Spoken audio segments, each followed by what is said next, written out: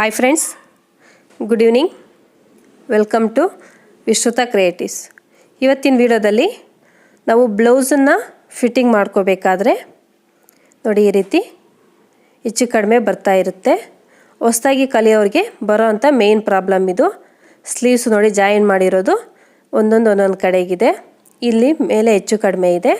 ಇಲ್ಲಿ ಜಾಯಿನ್ ಮಾಡಿರೋ ಹತ್ರ ಒಂದು ಮೇಲಕ್ಕೆ ಒಂದು ಕೆಳಕ್ಕೆ ಇದೆ. ಹೊಸದಾಗಿ ಕಲಿಯೋರಿಗೆ ಬರೋವಂಥ ಮೇನ್ ಪ್ರಾಬ್ಲಮ್ಮೇ ಇದು ಫಿಟ್ಟಿಂಗ್ ಮಾಡುವಾಗ.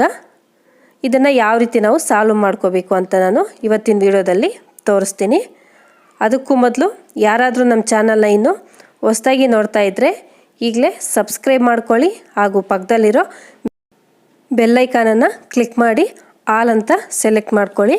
ನನ್ನ ಎಲ್ಲ ವೀಡಿಯೋಸ್ ನಿಮ್ಮ ಮೊಬೈಲ್ಗೆ ನೋಟಿಫಿಕೇಷನ್ ಬರುತ್ತೆ. ಓಕೆ ಫ್ರೆಂಡ್ಸ್, ಹಾಗಾದರೆ ಈ ರೀತಿ ಪ್ರಾಬ್ಲಮ್ ಬಂದಾಗ ನಾವು ಯಾವ ರೀತಿ ಇದಕ್ಕೆ ಪರ್ಫೆಕ್ಟಾಗಿ ಸ್ಟಿಚಿಂಗ್ ಮಾಡ್ಕೋಬೇಕು, ಹೆಚ್ಚು ಕಡಿಮೆ ಬರ್ದಿರ ಒಂದೇ ಲೆವೆಲಲ್ಲಿ ಇರೋ ಥರ ಯಾವ ರೀತಿ ಸ್ಟಿಚ್ ಮಾಡ್ಕೋಬೇಕು ಅನ್ನೋದನ್ನು ಇವತ್ತಿನ ವಿಡಿಯೋದಲ್ಲಿ ತೋರಿಸ್ತೀನಿ. ನಾವು ಯಾವುದೇ ಬ್ಲೌಸನ್ನು ಸ್ಟಿಚ್ ಮಾಡೋವಾಗ ಸ್ಲೀವ್ಸನ್ನು ನಾನು ಇವತ್ತು ಕಟ್ಟಿಂಗ್ ಸ್ಟಿಚಿಂಗ್ ತೋರಿಸ್ತಾ ಇಲ್ಲ, ನಾನು ಆಲ್ರೆಡಿ ತುಂಬ ವೀಡಿಯೋಸ್ ಹಾಕಿದ್ದೀನಿ. ಈ ರೀತಿ ಸ್ಟಿಚ್ ಮಾಡ್ಕೊಂಡ್ಮೇಲೆ ಎರಡೂ ಸ್ಲೀವ್ಸನ್ನು ಕೂಡ ಸ್ಟಿಚ್ಚನ್ನು ಮಾಡ್ಕೊಂಡ್ಮೇಲೆ ಈ ರೀತಿ ಜೋಡಿಸ್ಕೊಳ್ಳಿ. ಮೊದಲಿಗೆ ಎರಡೂ ಕೂಡ ಒಂದ್ರ ಮೇಲೆ ಒಂದು ಉಲ್ಟಾ ಇಟ್ಕೊಳ್ಳಿ, ಯಾಕಂದರೆ ಫ್ರಂಟ್ ಶೇಪ್ ಅನ್ನೋದು ಒಂದೇ ಕಡೆಗೆ ಬರಬೇಕು. ಆ ರೀತಿ ಇಟ್ಕೊಂಡು ಎರಡೂ ಕಡೆಗೂ ಕೂಡ ಸ್ಲೀವ್ಸು ಒಂದೇ ಲೆವೆಲಲ್ಲಿ ಇದೆಯಾ ಇಲ್ವಾ ಅಂತ ಚೆಕ್ ಮಾಡ್ಕೊಳ್ಳಿ. ನಾವು ಈ ಹಾಫ್ ಇಂಚ್ ಫೋಲ್ಡ್ ಮಾಡಿಕೊಂಡು ಸ್ಟಿಚ್ ಮಾಡ್ಕೊಂಡಾಗ ಏನಾಗುತ್ತೆ ಅಂದರೆ ಒಂದೊಂದು ಸಲ ಹೆಚ್ಚು ಕಡಿಮೆ ಬರುತ್ತೆ. ಆ ರೀತಿ ಬರೋದಿರ ಈ ರೀತಿ ಚೆಕ್ ಮಾಡ್ಕೊಂಡ್ಮೇಲೆ ನೆಕ್ಸ್ಟು ಬ್ಲೌಸಲ್ಲಿ ಕೂಡ ಈ ಫಿಟ್ಟಿಂಗ್ ಮಾಡ್ಕೊತೀವಲ್ಲ, ಆ ಸೈಡ್ಗೆ ಎರಡೂ ಪೀಸು ಫ್ರಂಟು ಬ್ಯಾಕು ಎರಡೂ ಕೂಡ ಅವು ಕೂಡ ಒಂದೇ ಲೆವೆಲಲ್ಲಿ ಇದೆಯಾ ಇಲ್ವಾ ಅಂತ ಚೆಕ್ ಮಾಡ್ಕೊಳ್ಳಿ. ಅಕಸ್ಮಾತ್ ಒಂದು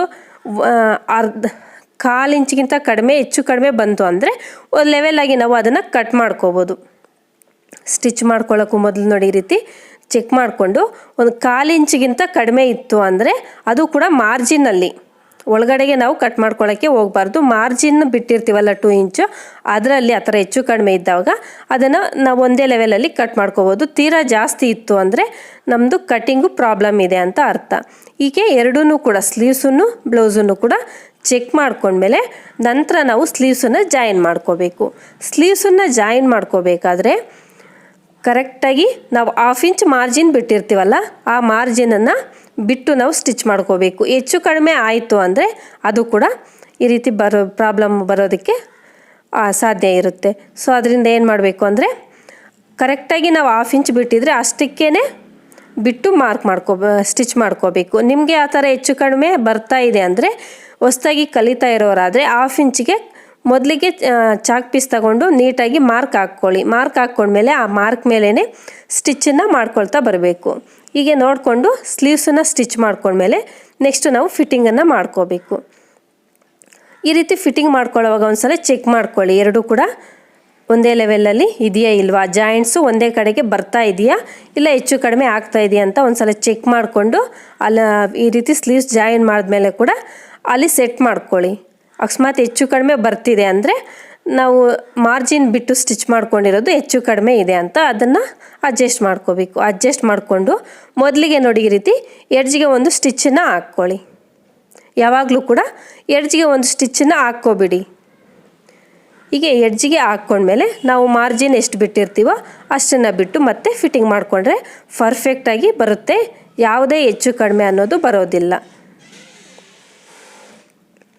ನಿಮ್ಗೆ ಆ ಥರ ಹೆಚ್ಚು ಕಡಿಮೆ ಬರ್ತಾ ಇದೆ ಅಂದರೆ ಈ ರೀತಿ ಫಾಲೋ ಮಾಡಿ. ಸ್ಲೀವ್ಸನ್ನು ಮೊದಲಿಗೆ ಚೆಕ್ ಮಾಡ್ಕೋಬೇಕು, ಫಸ್ಟ್ ಪಾಯಿಂಟು.